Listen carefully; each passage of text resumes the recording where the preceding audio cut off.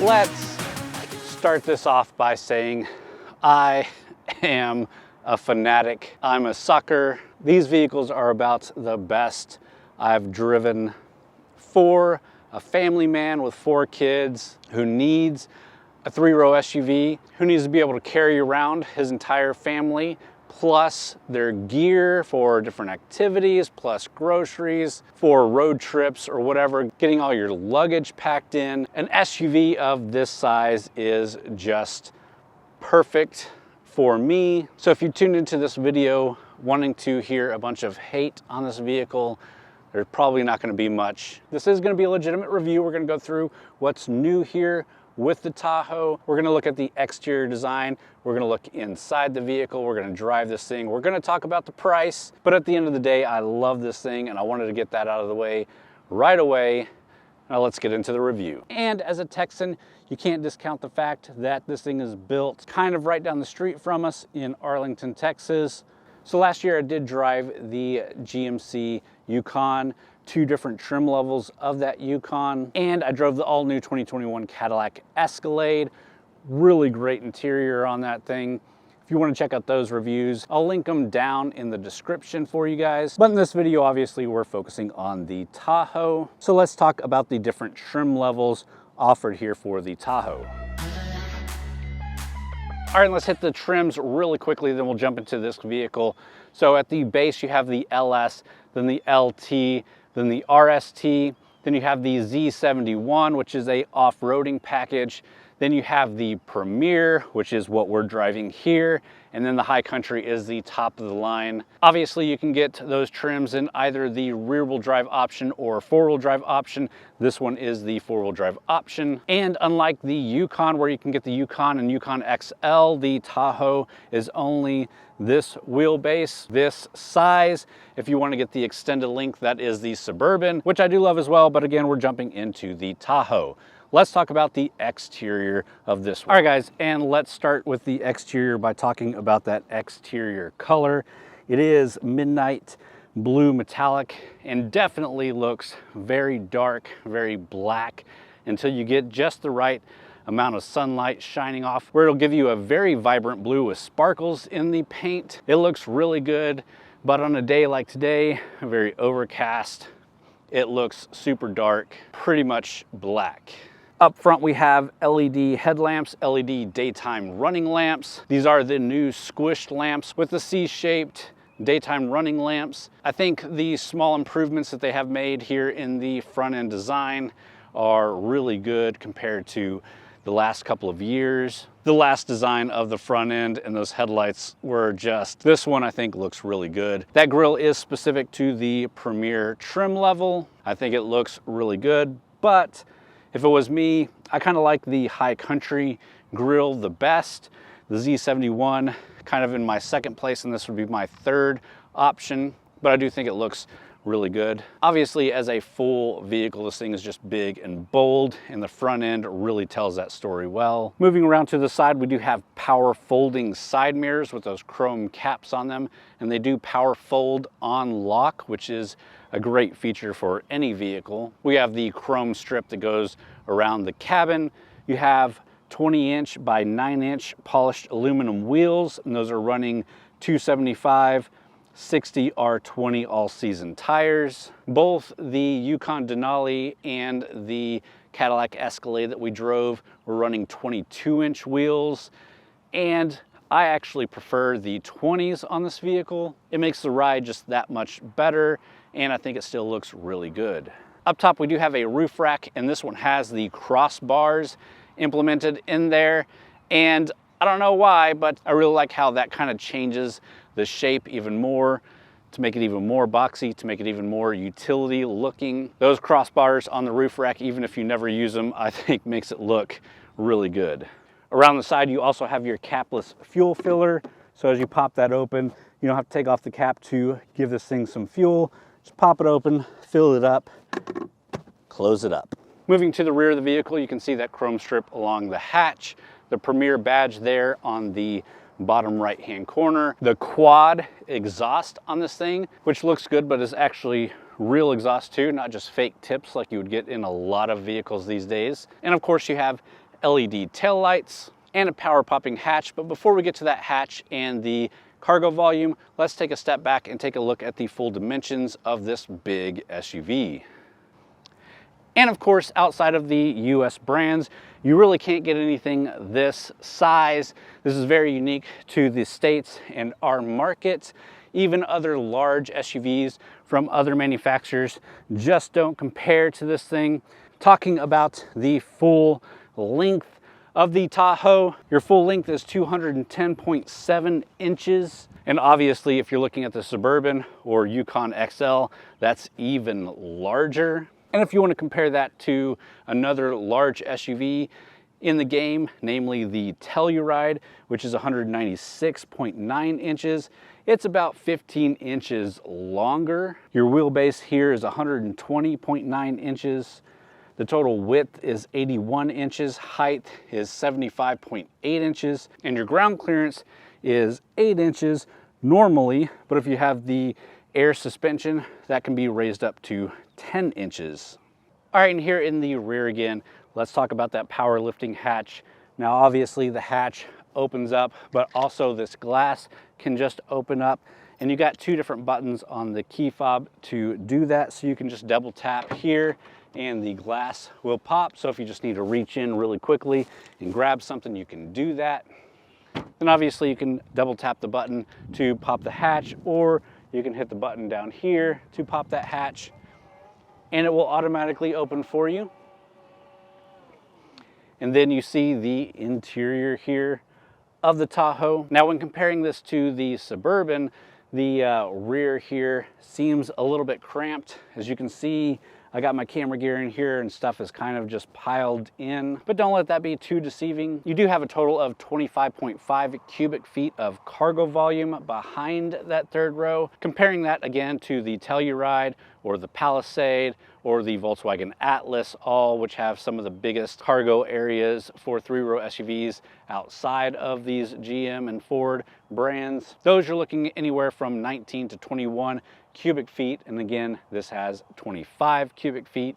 Of course, you can fold that third row down and you get 72.6 cubic feet, which is massive. And then you can fold the second row down and you're looking at 122.9 cubic feet, which is the interior volume of a lot of other SUVs completely, and that's just cargo volume for the Tahoe. So again, if cargo volume is what you need, if you need to haul people and haul stuff, there's not much beating the Tahoe or even Suburban. And if you want to talk about how much stuff you can put back here, the payload for this one with this engine and the four-wheel drive setup is 1,616 pounds.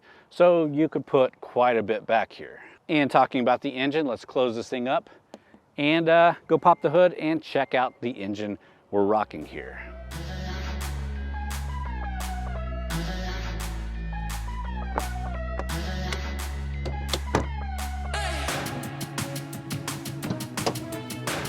All right guys, and under the hood here is the 6.2 liter V8 engine, which new for 2022 is available in different trim levels. You can now get this engine in this Premier, the Z71 and the RST, where before you could only get the 5.3 V8. But talking about this 6.2 liter Ecotec 3 V8 engine, this pushes 420 horsepower, 460 foot-pounds of torque, and is matched up to a 10-speed automatic transmission. That 5.3 V8 that we just mentioned pushes 355 horsepower, 383 foot-pounds of torque, and is also matched up to the 10-speed auto transmission. Your other engine option is a 3-liter inline-6 turbo diesel that pushes 277 horsepower, 460 foot-pounds of torque, and again is matched up to the 10-speed automatic transmission. And I did drive the Yukon with that engine in it. I did like it, but I do prefer this 6.2 V8. You can go check out that review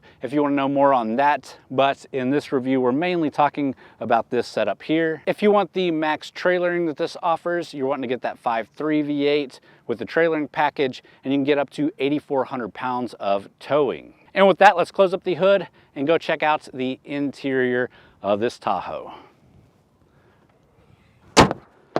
All right guys, so here getting into the rear, you have a few options.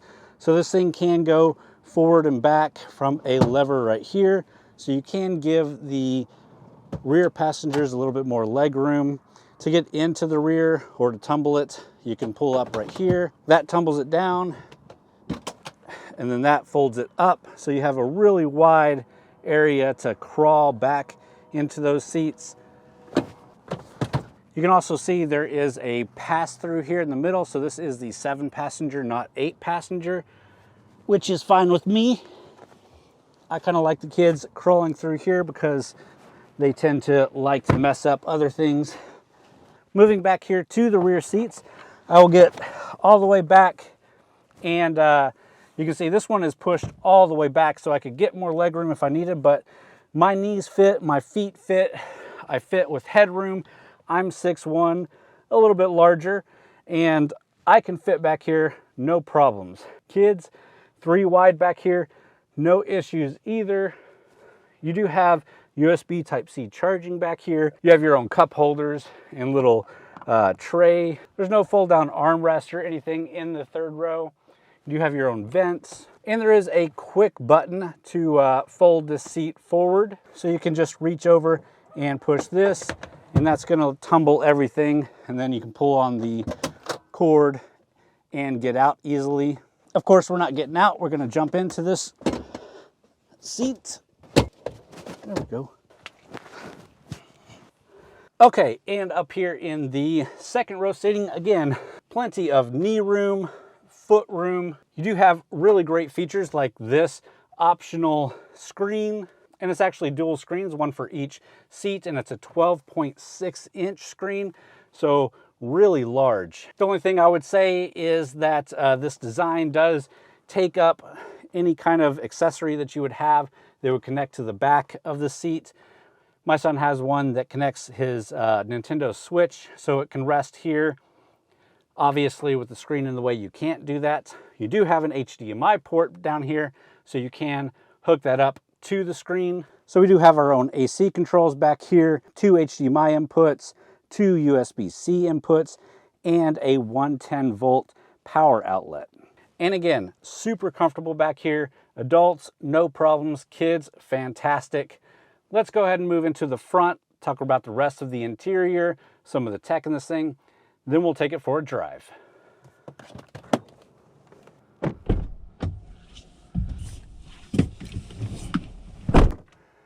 All right, we're here in the front seats, and this interior option is called Jet Black with Maple Sugar. So it's this light tan looking interior. I think it looks pretty good. Not really my favorite out there. I would kind of prefer a darker brown, but this looks decently good and is better than the really light white or cream colors. You do get wood accents in here, which look really nice, and it is a push button start, so let's go ahead and get it started.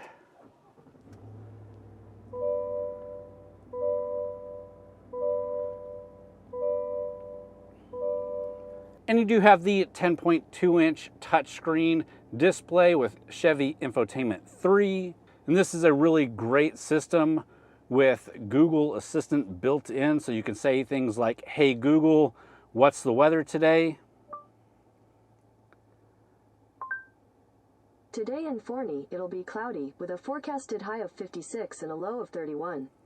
Currently, it's 54 degrees and cloudy. You obviously also have a lot of different options up here. including seeing your full 360 camera.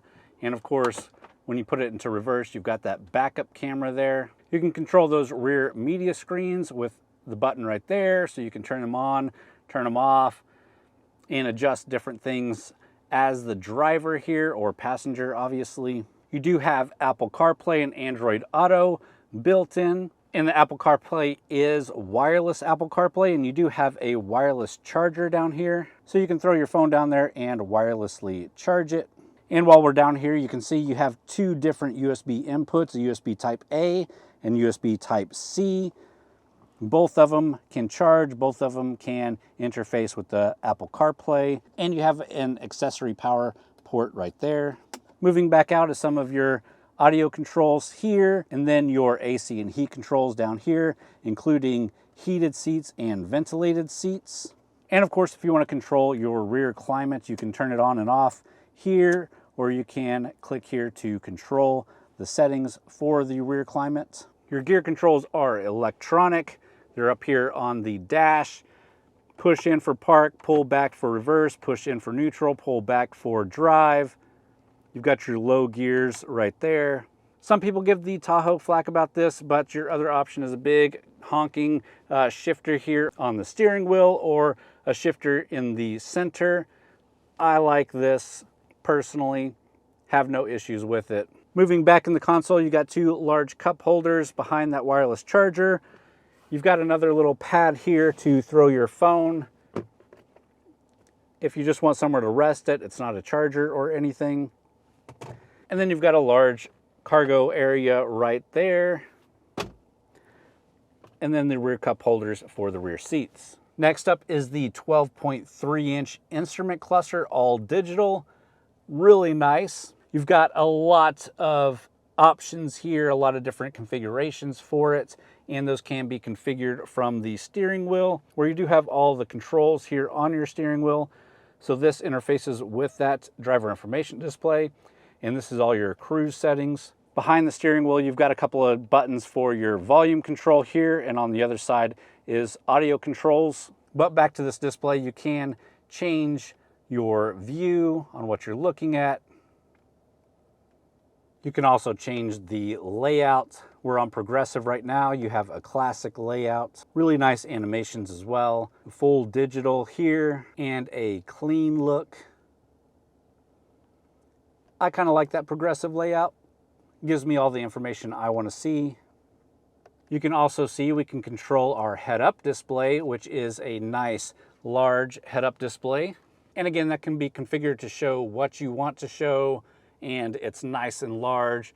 GM's been doing good head-up displays for a long time, and this is no different. It's really a great head-up display.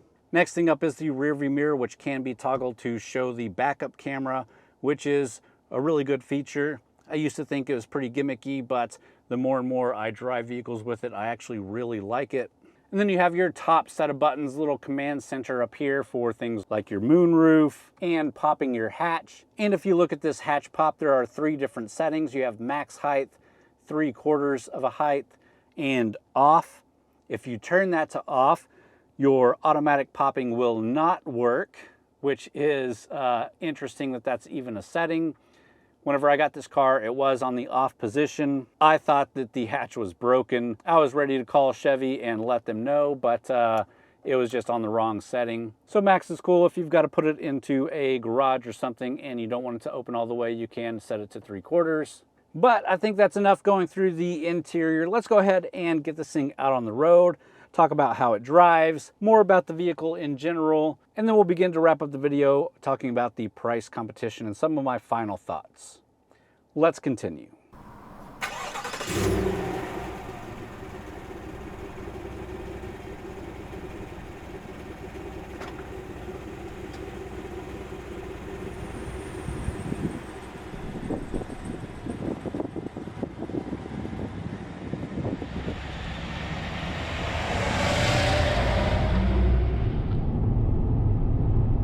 All right, so let's get this thing out on the road. And the first thing you should notice is the ride quality here. This does have Chevy's magnetic ride control. So it is reading the road constantly and adjusting the suspension to give you the best ride possible. And it is a good ride, even though this is a big, heavy vehicle. Again, we have the 20-inch wheels on this vehicle, and I think that does help with the ride quality as well. Power with that 6.2 V8 is good. It gets this big vehicle up and going just fine. Really, all of the engine options with the Tahoe are really good. It kind of depends on what you're looking for.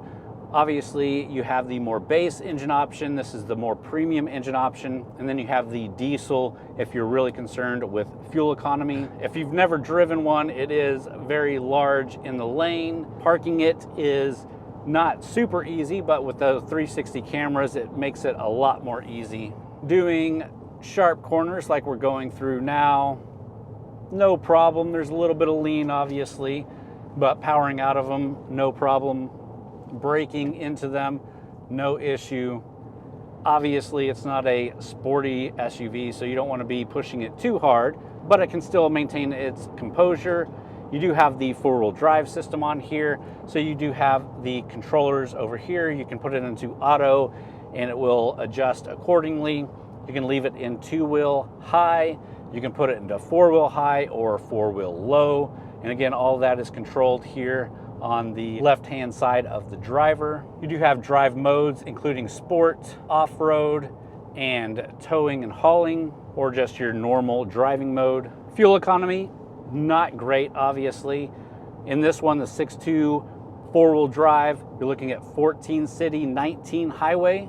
During the full week that I've had this thing, I've been averaging about 13.8, and I do mostly city driving, not a ton of highway driving. So, sounds about right. Plus, we leave the car idle a lot for taking pictures and video, so you got to factor that in a little bit as well. Of course, if you want the best fuel economy, you would be looking at the diesel engine, which will give you about 21 miles per gallon city and 28 on the highway. It's pretty good. When we drove the Yukon with the diesel engine, I'm pretty sure we averaged about 19 miles to the gallon, which again is low, but sometimes we're pretty hard on these things. As a driver, I do like the driver information screen. I love the head-up display. The infotainment is nice and easy to see, easy to navigate with that big screen up here. It does have a little ledge here if you need to rest your hand a bit to get some more stability. All your AC controls and everything else down here are easily accessible. You have a great seating position, super comfortable for daily driving or long road trips. You also do have safety features in here like lane keeping assist, radar guided cruise control, blind spot monitoring, and a plethora of other little safety features. About 5 or 6 years ago, we did take a long road trip in a Yukon XL with the family. We actually had 8 people total in the vehicle. We drove from Dallas to San Antonio and then San Antonio to Corpus Christi and Port Aransas. Lots of miles out on the road, and to tell you they're super smooth and easy for long road trips.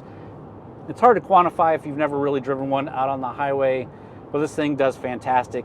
Getting it into cities, especially in Texas, it's still just fine. There are some tight spots that you can get into, especially in parking lots, but usually you don't have any issues with this thing. I've praised it over and over and over again, and I'll continue to praise it. I really love the way that this thing drives. I love the way it looks. I love the size of it. The only thing I don't love is the price. So let's talk about that price. Let's pull back over and I'll let you know the price of this thing, what it competes with, and then we'll begin to wrap up the video with some of my final thoughts. Let's get into it.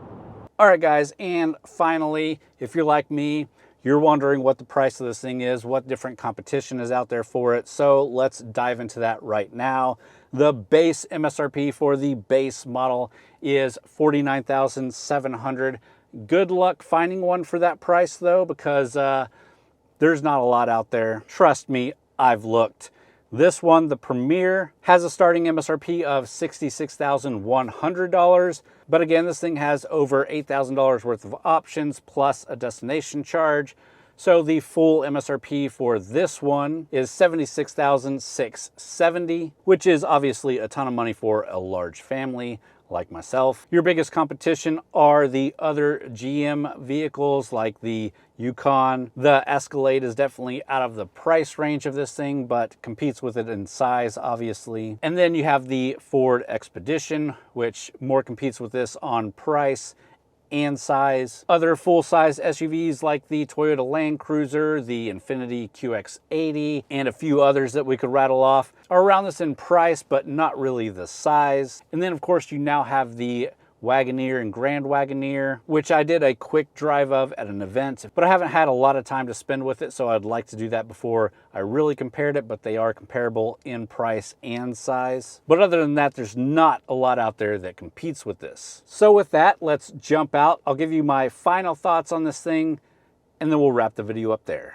So that price is kind of the biggest downside of this vehicle. Most of them you see out driving are leased. If you have a family of 4 and you want to get this vehicle, it is a difficult task, I know, because I've tried to buy one many times and just can't put it into my budget. So instead, I've had minivans, I've had large SUVs like the Atlas, and we're looking again for a new SUV, and we'll probably go with the Telluride. I'll let you guys know when I do make a buying decision, but we really wanted a Tahoe, even a used one, and the way that the market is right now, the used ones are almost just as much as the new ones, unless it has about 100,000 miles, where it still costs as much as a new Telluride for a Tahoe with 100,000 miles. So once again, I've gotten to drive one for the week. Really love this thing, would recommend it to anybody that's looking for one and can afford it with their family. But alas, just like every time I drive one, I'll have to let it go and just remember the good times. And with that, guys, I hope you did enjoy the video. If you did, please hit that thumbs up button. Let me know that you enjoyed the video. Leave me a comment down below. Let me know what you think about the Yukon, how it fits in family budgets, what you would get as an alternative if you had a large family. Also, be sure to go check out TXGARAGE.com, where we have a lot of great written reviews as well as event and news coverage by a lot of great authors over there. And of course, thanks for watching.